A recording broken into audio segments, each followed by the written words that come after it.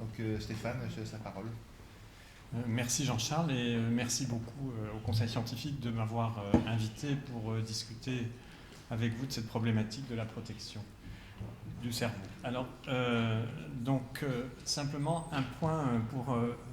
faciliter un petit peu l'interprétation de ces données des essais cliniques qui ont pu être effectués chez l'humain et de rappeler que la difficulté pour les néonatologistes, c'est qu'ils interviennent sur un cerveau en devenir et en développement qui se modifie considérablement depuis le départ pendant la grossesse et, comme vous le savez, jusqu'à l'âge adulte. Et ceci est un premier point important. Le deuxième point qui me semble important de rappeler par rapport à ce qui a été dit précédemment, c'est qu'il faut intégrer les données épidémiologiques que l'on tire des différentes études pour considérer que très probablement aujourd'hui, les facteurs environnementaux et épigénétiques qui vont faire que l'enfant va développer un trouble du développement moteur, en particulier la paralysie cérébrale, sont multiples. Et vous savez que les néonatologistes avaient autrefois l'habitude de considérer qu'en période néonatale immédiate, il y avait une agression unique, en particulier un problème ischémique qui survenait sur le cerveau et qui était à l'origine de la paralysie cérébrale. En fait, si on intègre toutes les données de la littérature, on s'aperçoit qu'il y a des facteurs de risque qui surviennent en anténatal, d'autres au moment de la naissance, avec donc en particulier ces agressions que vous connaissez bien, asphyxiques, inflammatoires, mais aussi donc le fait d'interrompre prématurément la grossesse lors d'un accouchement prématuré, et aussi en postnatal des facteurs de risque qui sont maintenant bien identifiés. L'ensemble de ces facteurs va agir sur le développement du cerveau pour modifier le programme de développement cérébral et aboutir à la paralysie cérébrale. Et donc, moi, personnellement, je voudrais insister sur un point, c'est que, contrairement à ce qui est dit dans un certain nombre d'études de la littérature, dans mon expérience et dans l'expérience rouennaise des neuropédiatres rouennais, on ne retrouve pas, assez souvent, de lésions plastiques ou encore moins de malformations cérébrales chez ces enfants qui vont présenter une malformation, une paralysie cérébrale. Alors, donc, quand on s'intéresse un petit peu à la neuroprotection, on voit bien qu'il faut développer des stratégies de neuroprotection et des stratégies de prévention en anténatal, en pernatal, en postnatal chez des enfants qui sont potentiellement vulnérables ultérieurement ou qui sont considérés comme vulnérables, en particulier du fait d'une naissance prématurée. Et donc ces stratégies de neuroprotection, c'est vrai qu'aujourd'hui, elles sont difficiles à mettre en place. Donc Olivier vous a parlé de la difficulté de transposer à l'homme les résultats des modèles animaux. Et donc ce qui est prégnant aujourd'hui, c'est que très souvent, en période néonatale, on n'a pas d'événements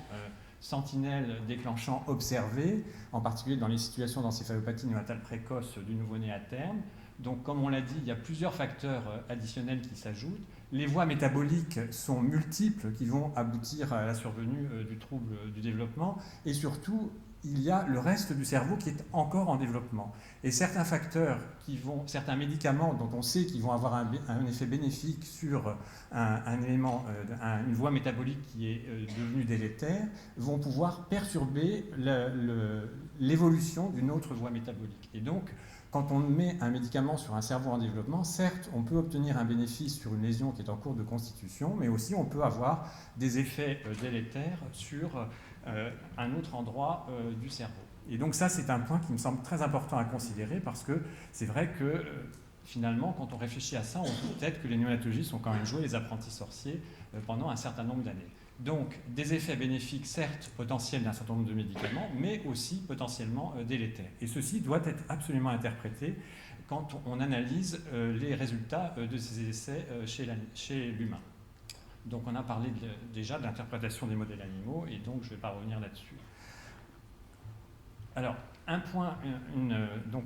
sur lequel j'aime bien revenir, c'est une donnée qui, je crois, est toujours valable dans la littérature, c'est que vous savez très bien que dans les 30 dernières années, les obstétriciens ont donc fait beaucoup plus de césariennes qu'auparavant et que malgré cela, le taux de paralysie cérébrale, en particulier chez le nouveau-né à terme, est resté relativement stable, au moins jusque dans les 10 dernières années. Et donc c'est un point qui me semble important à redire parce que, en fin de compte, il y a eu probablement une réduction du risque de traumatisme obstétrical, mais il n'y a pas eu de réduction du taux de paralysie cérébrale, en tout cas chez le nouveau-né à terme. Et donc, puisque donc le sujet qui m'était demandé, c'était de parler des essais de neuroprévention, il faut savoir, donc, compte tenu de ce que je vous ai dit, qu'il y a donc possibilité de développer des essais de neuroprévention à partir des modèles précliniques, éventuellement chez le fœtus. Et donc, je crois qu'il y a des essais qui commencent sur l'apport de créatine à la femme enceinte pour prévenir éventuellement des troubles du développement. Chez le prématuré, donc, je parlerai surtout des données qui sont actuellement à notre disposition. Donc, l'effet de la corticothérapie anténatale qui ne peut plus être mise en question et qui, comme vous le savez, est utilisée avec un bénéfice certain sur la maturation pulmonaire des prématurés pour diminuer les détresses respiratoires de l'enfant prématuré, voire d'autres morbidités en période néonatale. Le sulfate de magnésium, dont je vais vous parler un petit peu, et puis je dirais un mot de la caféine. Vous voyez que, comme Olivier vous l'a dit, il y a des essais en cours sur l'érythropoïétine. Attendons les résultats avant de passer à l'application, hein, et j'insiste bien sur ce point. Et donc, d'autres essais sur la progestérone et la mélatonine sont en cours, mais ça, j'en parlerai pas. Chez le nouveau-né à terme, donc, je vous dirai un mot de l'hypothermie. Et donc, les essais sur l'érythropoïétine sont toujours en cours. Alors, concernant les corticoïdes, donc, il n'est plus question de remettre en question la corticothérapie en anténatale chez les mamans en menace d'accouchement prématuré. Par contre, c'est quand même intéressant de voir un petit peu ce qui se passe en termes de retentissement sur le développement de l'enfant. Donc on sait à travers une étude de Carlo qui a été publiée en 2011, donc vous voyez que sur un certain nombre de centres aux États-Unis, chez l'extrême prématuré né entre 22 et 25 semaines, certes on a les effets bénéfiques qui sont retrouvés sur la mortalité, sur la morbidité néonatale, mais, et donc des effets bénéfiques également sur le développement de ces enfants en termes de facteurs cumulant les risques de mortalité et de troubles du développement à 2 ans. Un petit effet qui commence à être, qui est visible à 2 ans sur la paralysie cérébrale seule, mais aucun effet sur les autres troubles du développement, sachant qu'il s'agit d'un devenir à 2 ans, ce qui est quand même relativement limité. Quand on regarde un petit peu ce qui a été observé dans l'étude épipage numéro 1, c'est quand même très intéressant de voir qu'il y a donc confirmation de ce bénéfice dans ces études d'observation sur la mortalité, un effet sur la prévention de la maladie de la substance blanche, mais cette fois seulement chez des prématurés de 28 à 32 semaines et pas chez les extrêmes prématurés. Il n'y a pas de bénéfice important sur la survenue d'une paralysie cérébrale à 5 ans, ni sur les troubles du développement autres à observer à cet âge-là. Et donc l'hypothèse, c'est que très probablement il y a un bénéfice, par exemple sur la survenue des lésions cérébrales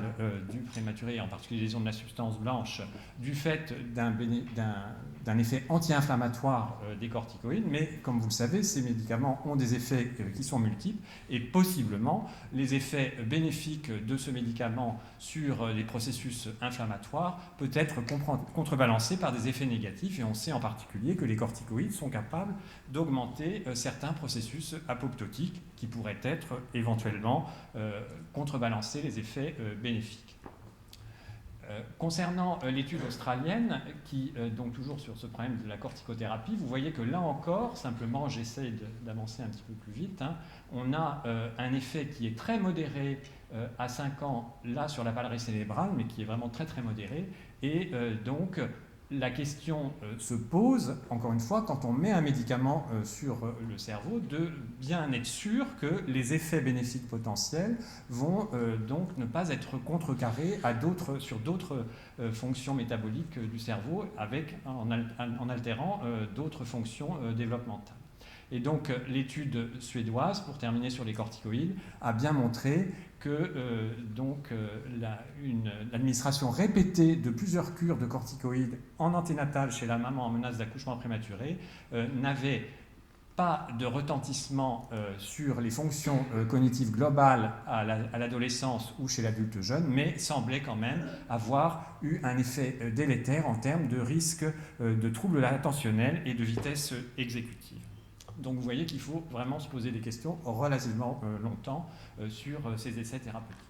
Alors là, j'en arrive au sulfate de magnésium, puisque c'est vrai qu'en France, on a eu la possibilité d'initier un essai randomisé, ce qui n'a pas été sans mal, comme l'a souligné Jean-Charles. Et donc,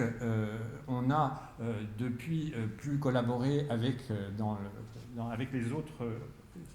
autres personnes qui ont mis en place des essais dans le monde, en particulier en Australie et aux États-Unis. Et on a donc pu compiler les effets de tous ces essais et qui ont permis de faire une méta-analyse et montrant que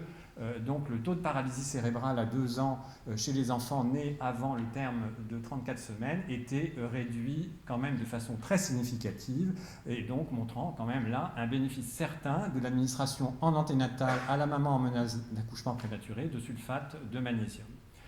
Donc il y avait un effet également sur un critère combinant décès et paralysie cérébrale. Comme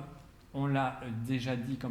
Olivier et souligné, donc il fallait pour traiter 63 mères pour supprimer une paralysie cérébrale, ce qui est certes un résultat modeste, mais qui est quand même très significatif pour quand même, puisque supprimer une paralysie cérébrale, c'est quand même très, très intéressant. Et si on réduit donc la population au moins de 28 semaines, donc c'est 29 mères pour une paralysie cérébrale qui est supprimée. Depuis, donc, on est en train de refaire donc une autre type de méta-analyse qui, soi-disant, sur le plan méthodologique, est beaucoup plus intéressante et beaucoup plus fiable, en compilant toutes les données dans un ordinateur, toutes les données de tous les essais directement. Donc, on prend les données de chaque enfant et on les met dans l'ordinateur pour les compiler tout ensemble, plutôt que de faire une méta-analyse des différents essais. Et donc, cette méta-analyse spécifique permet de confirmer les données des méta-analyses initiales et donc confirmant qu'il y a une diminution significative du nombre de paralysies cérébrales sous l'effet de l'administration de sulfate de magnésium. Donc il y a là un bénéfice certain à 2 ans. Encore une fois, j'insiste sur le fait que sur un point qui me semble important, c'est d'essayer de comprendre un petit peu ce qui se passe et d'essayer de voir si, à distance, ce bénéfice se confirme. Et donc, là, cette étude, toujours sur le sulfate de magnésium, qui est tirée de l'essai américain, simplement montre qu'il y a, sous l'effet de l'administration de sulfate de magnésium, une diminution des hémorragies de grade 3 et 4, c'est-à-dire les plus sévères, chez les enfants nés prématurés dont la maman a reçu du sulfate de magnésium, comparé à ceux qui ont reçu du placebo. Donc ça, c'est un point intéressant. Et donc, à 2 ans, il y a un effet bénéfique qui est certain sur la diminution de la paralysie cérébrale, mais qu'en est-il plus tard? Et compte tenu des effets multiples, comme pour les corticoïdes du sulfate de magnésium, donc qui agit sur plusieurs voies métaboliques potentiellement, est-ce qu'il n'y a pas des effets délétères sur le développement de ces enfants dans d'autres fonctions en particulier dans les fonctions cognitives? Donc nous avons repris de façon assez récente l'essai français pour essayer de voir un petit peu ce qu'étaient devenus ces enfants, ce qui n'a pas été sans mal, puisque vous voyez qu'on a obtenu à l'âge moyen de 11 ans une information pour 74% des enfants, sachant que l'étude était déjà au départ un petit peu insuffisante en puissance, et bien donc on est encore moins puissant. Toujours est-il, c'est quand même intéressant de vérifier ce qui se passe chez ces enfants. Et donc, globalement, si on synthétise, sur tous les critères qui ont été analysés à travers des questionnaires envoyés aux familles, on constate globalement une diminution de tous les éléments, d'un certain nombre d'éléments analysés en termes de critères combinant décès et troubles du développement moteur, de difficultés dans les apprentissages, de scores d'attention, enfin de scores de comportement. Et donc, on a une diminution globale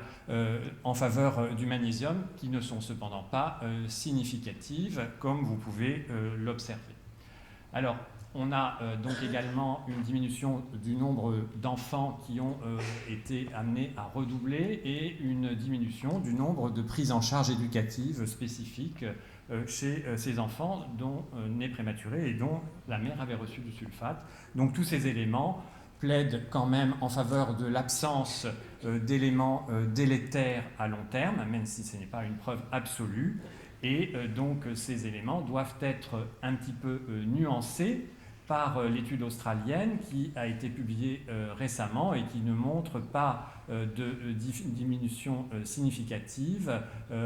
des troubles cognitifs ni dans le groupe magnésium comparé au groupe placebo. Alors, encore une fois, ces deux études, qui sont des études effectuées à très long terme, manquent de puissance et il y a, comme vous voyez, un enfant sur 4, grosso modo, qui est perdu de vue. Donc néanmoins, je pense qu'on ne peut pas nier le bénéfice sur les taux de paralysie cérébrale à 2 ans et que cet élément-là doit être maintenant considéré à sa juste valeur, même si, comme l'a dit Olivier, il est encore contesté. Je pense quand même que malgré tout, on n'a jamais été aussi loin dans des essais randomisés en période néonatale avec cette substance. Certes, ce n'est pas la panacée universelle et on peut le comprendre quand on voit les multiples facteurs de risque qui font qu'on a abouti à un trouble du développement, aussi bien en anténatal qu'après la naissance et après l'intervention neuroprotectrice. Et donc, c'est néanmoins une substance qui, je crois, doit être admise dans la prise en charge de ces mamans en menace d'accouchement prématuré, compte tenu de son retentissement au moins à 2 ans, certes. Un autre exemple d'essai randomisé qui a été fait en période néonatale, qui me semble assez fiable, c'est pour ça que je vous le rapporte assez vite, c'est l'essai avec l'administration de caféine dans les 8 premiers jours de vie. Donc vous savez que cette molécule est donnée pour prévenir les apnées du prématuré. Elle a des effets, elle agit sur le cerveau, et donc notamment sur les récepteurs à l'adénosine. Et donc il était intéressant là aussi de voir un petit peu le retentissement à long terme. Et donc le retentissement vers 2 ans est également en faveur de cette molécule qui semble diminuer la paralysie cérébrale, vous voyez, de façon significative. Par contre, a peut-être un tout petit avantage sur le plan des échelles d'évaluation cognitive, avec la réserve qu'il s'agit d'enfants de 2 ans. Et puis, le devenir à 5 ans, par contre, là, c'est vrai que les effets s'atténuent. Les effets s'atténuent, encore une fois, et vous voyez que le critère principal de jugement d'essai plus trouble du développement, donc on n'est plus dans des différences significatives. Alors, l'érythropoïétine, simplement, Olivier vous en a déjà largement parlé, les méta-analyses de 7 petits essais ne montraient pas de bénéfice en faveur de la paralysie cérébrale, et donc il y a l'essai suisse qui est en cours, dont on attend les résultats du suivi à 2 ans, parce que pour l'instant, ils ont publié simplement des données en imagerie, et donc c'est insuffisant pour considérer que l'érythropoïétine a des bénéfices, d'autant qu'il s'agit d'un facteur de croissance, et donc il faut absolument analyser les effets sur le développement de cette molécule. Et donc voilà grosso modo ce qui est publié actuellement chez le prématuré. C'est vrai que c'est très difficile, comme l'a souligné Jean-Charles, de conduire des essais en clinique, parce que ça demande beaucoup d'énergie, ça coûte extrêmement cher et qu'il faut beaucoup de moyens, et on n'est pas dans des périodes où les finances publiques sont suffisamment généreuses pour pouvoir nous permettre de développer ces essais, mais il le faudrait pourtant. Chez le nouveau-né à terme, donc ça j'insiste pas parce que ça a déjà été largement évoqué. Simplement, je vous montre ici les résultats de la dernière méta-analyse qui fait état de 7 essais randomisés qui ont été faits entre 2005 et 2011 et qui ont permis d'inclure 1214 enfants qui avaient donc une encéphalopathie néonatale précoce de stade 2 et 3. Et donc, ces enfants ont été inclus dans les essais hypothermie avant 6 heures, comme c'est demandé, à partir des résultats des études précliniques. Et il a été étudié le devenir de ces enfants à 18-24 mois, avec un critère composite associant décès et troubles du développement. Et donc, la méta-analyse de ces 7 essais est évidemment en faveur de l'hypothermie, avec une réduction de 24% des taux de paralysie cérébrale chez les enfants qui ont été soumis à l'hypothermie. Donc c'est un peu mieux qu'avec le sulfate de magnésium, parce que vous voyez qu'il faut mettre apparemment un enfant en mettant 6 enfants en hypothermie, on prévient l'apparition d'une paralysie cérébrale et d'un décès chez un enfant, mais il y a encore, comme pour le sulfate de magnésium ou les corticoïdes, des incertitudes qui tiennent au fait qu'on ne sait pas exactement le temps optimal pour débuter la mise en place de l'hypothermie dans le cadre de l'hypothermie et donc en fait le dosage, si je puis dire, de l'hypothermie. Comme pour le sulfate de magnésium, on a du mal à considérer exactement la dose qu'il faut administrer à la maman, ou les corticoïdes, c'est un peu la même chose. On se base sur des observations, au départ des observations cliniques qui nous ont permis de faire des essais randomisés, mais c'est vrai qu'il y aurait encore beaucoup à faire pour analyser ces différents essais, pour les faire progresser, en particulier en termes de dosage compté. Et donc simplement pour vous dire que chez le nouveau-né à terme, il y a eu des essais avec les antiradicalaires, et que ces essais sont faits sur des petites cohortes, très petites cohortes, et donc il faut vraiment être vigilant dans l'interprétation. Il semblerait qu'il y ait un bénéfice des antiradicalaires dans le sous-groupe des enfants qui ont une encéphalopathie, une détresse neurologique de grade intermédiaire en période néonatale. Donc voilà. Alors en conclusion, moi je pense quand même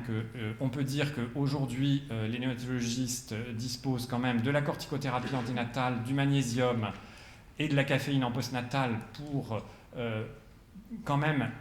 avancer dans la neuroprévention des troubles du développement moteur, en particulier chez ces nouveau-nés. L'hypothermie, c'est pareil, chez le nouveau-né à terme, c'est quand même un certain bénéfice, et donc ça fait partie des gold standards de la prise en charge en néonatologie maintenant, face à ces encéphalopathies néonatales précoces, même si, encore, il faudrait pouvoir progresser dans la description clinique de ces enfants, parce que je trouve qu'en pratique clinique, ce n'est pas facile de savoir quel enfant a vraiment une encéphalopathie néonatale précoce de grade peu sévère par rapport à une encéphalopathie néonatale précoce de grade modéré. Voilà, et donc évidemment, ces essais, il faut les intégrer dans un ensemble de stratégies de neuroprotection qui restent à définir, avec en particulier l'intérêt des actions de remédiation. Voilà, je vous remercie.